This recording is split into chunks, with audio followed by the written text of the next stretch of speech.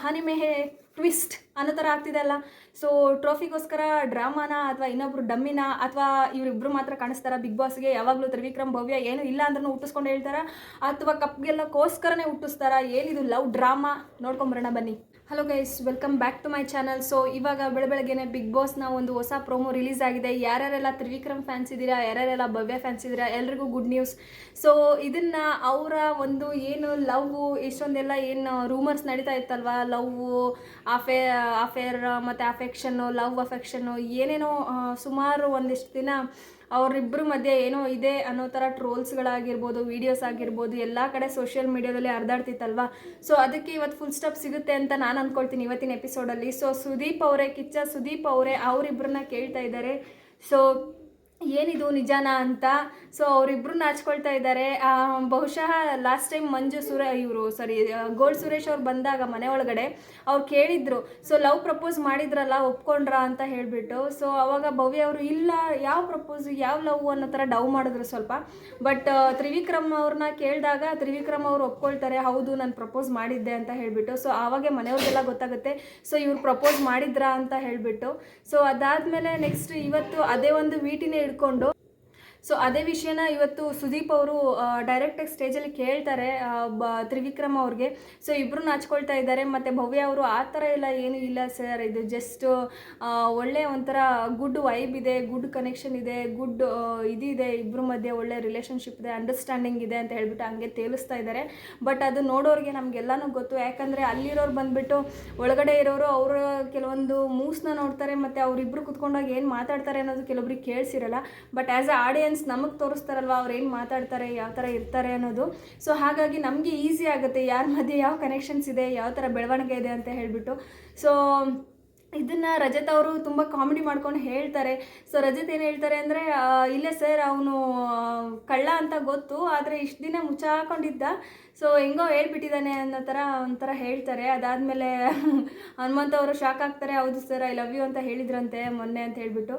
So ಇಲ್ಲಿ ಪಾಪ ನಮ್ಮ ಮೋಕ್ಷಿ ಎಲ್ಲರೂ ತ್ರಿಮೋಕ್ಷಿ ತ್ರಿಮೋಕ್ಷಿ ತ್ರಿಮೋಕ್ಷಿ ಅಂದ್ಕೊಂಡು ಸುತ್ತಾಡ್ತಾ ಇದ್ರು. ಸೊ ತ್ರಿಮೋಕ್ಷಿ fans very very sad, very very heart breaking moment. So ಇದು ತ್ರಿಮೋಕ್ಷಿ ಆಗಲ್ಲ, ತ್ರಿಭವ್ಯ ಆಗೋ ಸಾಧ್ಯತೆ ಹೆಚ್ಚು ಕಾಣ್ತಾ ಇದೆ.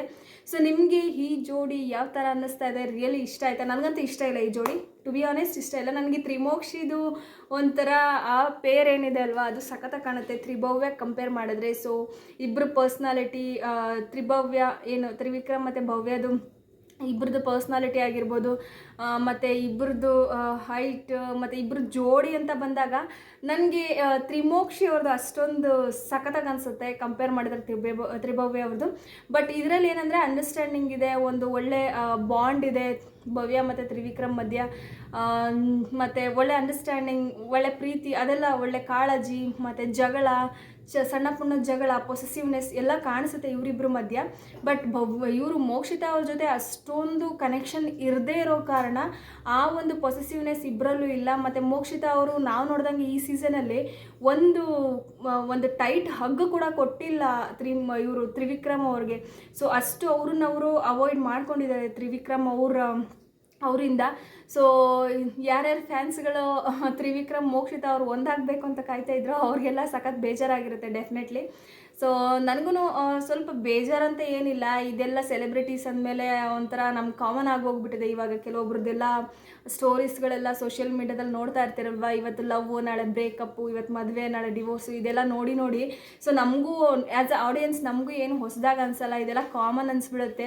ಎಷ್ಟು ದಿನ ಇರುತ್ತೆ ಈ ಲವ್ ಅನ್ನೋ ಥರ ನಮಗೂ ಮೆಂಟಾಲಿಟಿ ಬಂದುಬಿಡುತ್ತೆ. ಏನೇ ಆಗಲಿ ಇಬ್ಬರು ನಿಜವಾಗ್ಲೂ ಲವ್ ಮಾಡೋದಾದರೆ ಅಂಡರ್ಸ್ಟ್ಯಾಂಡಿಂಗ್ ಚೆನ್ನಾಗಿದೆ. ಸೊ ಇಬ್ಬರು ಚೆನ್ನಾಗಿರಲಿ ಲೈಫಲ್ಲಿ ಅನ್ನೋದು ಮಾತ್ರ ನಮ್ಮ ಒಂದು ಇದಾಗಿರುತ್ತೆ.